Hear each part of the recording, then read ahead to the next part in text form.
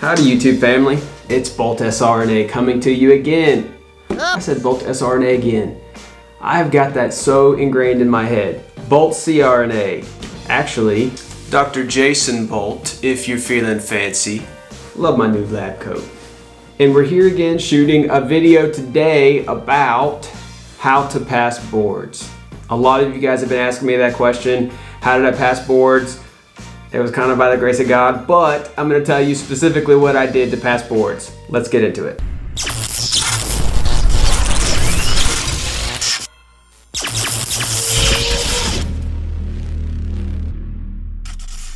If you're already in CRNA school, then you probably already have been getting prepped for boards even from day one.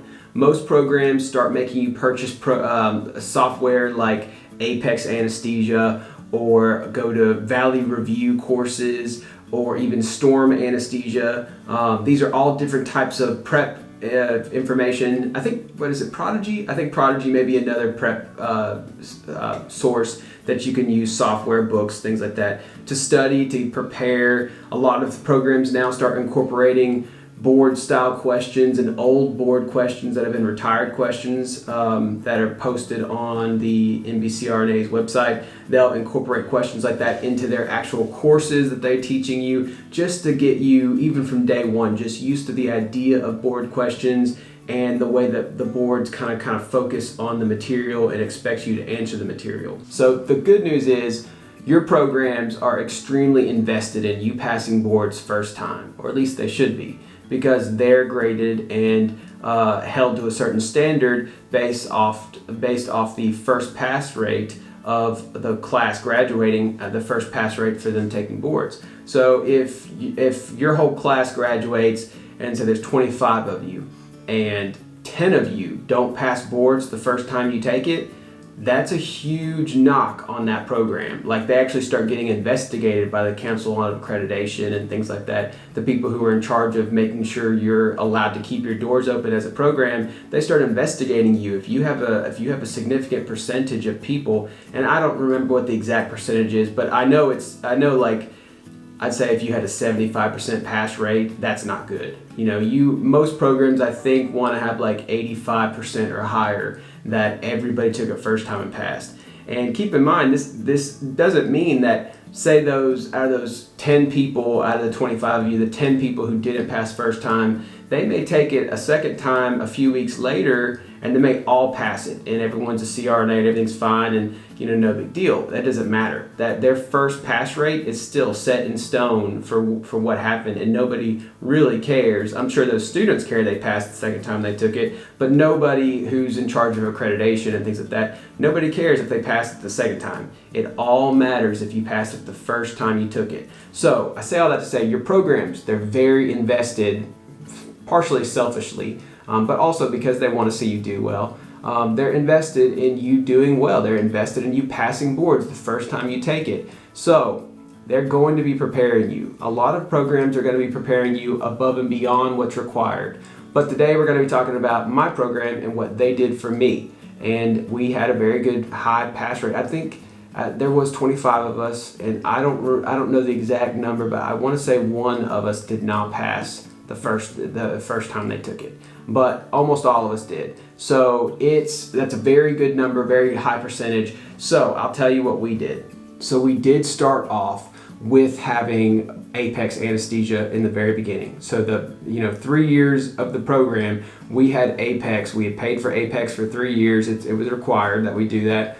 And our teachers, even in the first year of coursework, they would incorporate questions off of modules in Apex that was not even material we talked about specifically in class. It would be like, say we're talking about the pulmonary system in class. The professors would go through those modules involving pulmonary system on Apex. They would look at those questions and the material that they're talking about on there. And even if it was something that the teacher didn't specifically say in lecture, they'll pull that material from Apex and they'll have a question about it on the exam when you go for exam day. So if you didn't bother going through and studying Apex and preparing yourself with more than just the PowerPoints and the lecture notes and the books and stuff that we learned from in class, if you didn't go and cross-reference it with Apex and try and make yourself really so that you understand the concept from multiple different perspectives, you would miss the question. Like, you would get the question wrong on their exam, on exam day. So that was a hard adjustment for a lot of us to get used to, and we didn't feel like it was fair. A lot of us really, you know, the professors got a lot of emails in the beginning when they started doing that. But in the end, it's a good idea, because when it comes time to studying for boards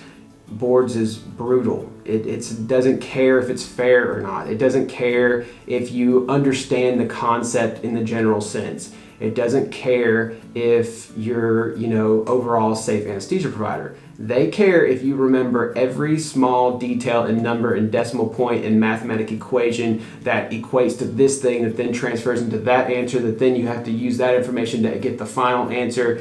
They care if you can do that. And that's what boards is. So just remember, however brutal your professors are being or the coursework's being, boards is the worst. It's harder than all of it.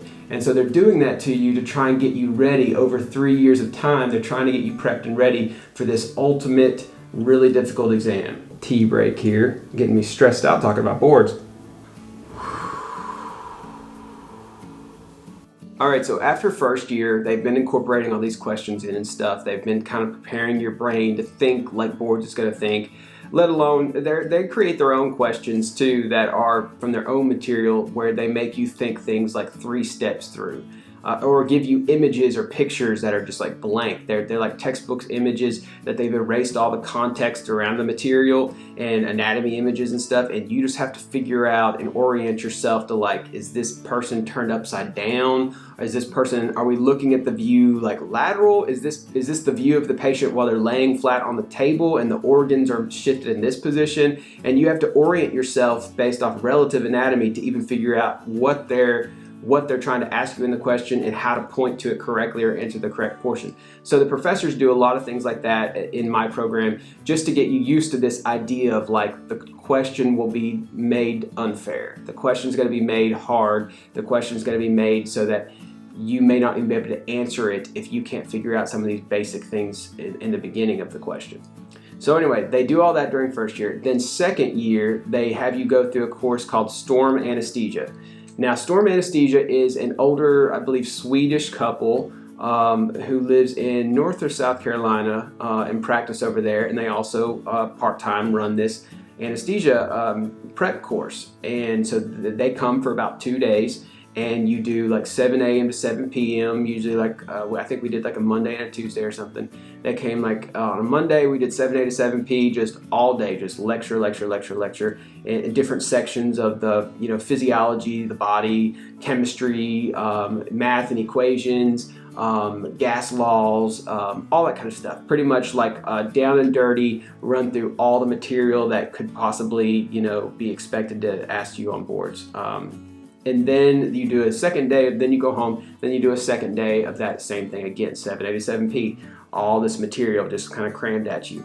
And so that was midway through our second year that we did that course. And it was required, and all students, we all did it together. Then comes the end of our second year, right before we transition to third year. They start having us do Apex workbooks.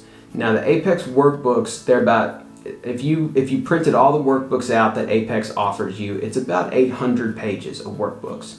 And essentially it's their modules, all their training material and modules condensed into workbook form, so that you can go through and it'll have like pictures and charts and graphs and stuff, and it'll be blank. Like you'll be expected to like fill in the blanks of the material. And the whole point is that you're maybe looking at the modules, reading the modules, instructing yourself on the material, and then filling out the workbooks kind of off the top of your head, hopefully, so that you're getting kind of the reading and writing aspect down of learning. And over 800 pages, you've wrote pretty much all of Apex down, and it's very long, very, very tedious. And luckily, our program did break it down so that we'd have like 50 pages due a week or something like that. So they would have us do a certain number of pages every week, and we would have to turn those pages in. They would check them off and stuff. And then you transitioned into being a full third year. You begin your third year.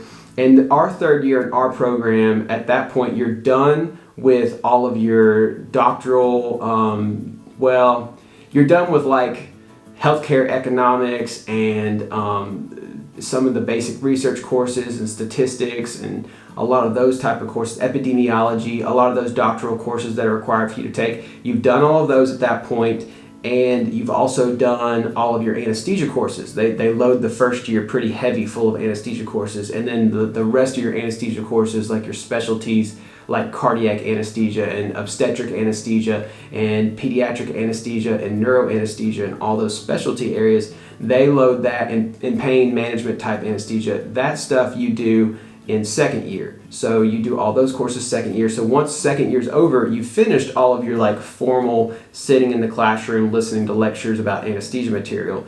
Then you enter in third year. Now third year is when you are really working hard on your doctoral research. Now you're implementing a lot of the material that you learned throughout the last couple of years, the stuff you learned from your research and statistics courses and healthcare courses and stuff. Now you're using that to do your research and to perform your research and to figure out, what your how your project's going to come together, and you're pretty much getting it together. And it will take you probably a year to do it. And so you're working on that. You've bumped up your clinical requirement hours. So now you're pretty much working like a full-time job, if not usually more than a full-time job of clinical hours, that you're in the hospitals, you're doing weekend call rotations, you're doing, sometimes you're sleeping at the hospital and staying there. You're doing away rotations. That's a few hours away from home where you may stay in a call room all night and then like work all day. You might work a 16-hour shift. Your schedule is very flexible. It's very odd. You'll do all night OB calls sometimes. So third year is very much like trying to transition you into the idea of like real life anesthesia kind of career. Like this is what getting you ready. So you have a big time commitment with that. It's very stressful. You're also having a lot more autonomy given to you. You're usually, as a third year, usually running your own room. You're running your own cases. You'll have a CRNA or a physician anesthesiologist who like has given you their phone number and is available to you, like is around in the OR somewhere, like in the surgery area somewhere that you can contact and they can come help you. But a lot of times you're running your own cases by yourself. You're making decisions on your own. You're pretty much doing your own thing, and then they're making sure by double checking behind you and talking with you to make sure everything's going smooth. And if you have any emergencies or anything, of course they're there to help. But anyway, so there's very stressful time, very big time commitment time. The other big thing that you're doing third year in my program is studying for boards. Our program was set up so that third year is pretty much, that is a huge portion, not beyond the clinical and doing your DNP research. The other component of third year is studying for boards. We had a certain set of modules, like say 1 week we would have kidney and liver assigned to us. So you would have to like study everything about kidney and liver for the whole week, and you would have to make sure that the workbooks were all filled out for kidney and liver, and you would have to be like quizzing yourself and taking exam questions about kidney and liver, because come Friday morning you would all meet up on campus. It was the only day a week that we came to campus. Was Friday morning, and we would take an exam, an APEX password protected exam. They're fairly difficult exams, and they're meant to be like board questions on, say, kidney and liver. And so it asks you a whole bunch of questions like that, and you had to make a certain score. You had to make like a certain score for it to be considered passing.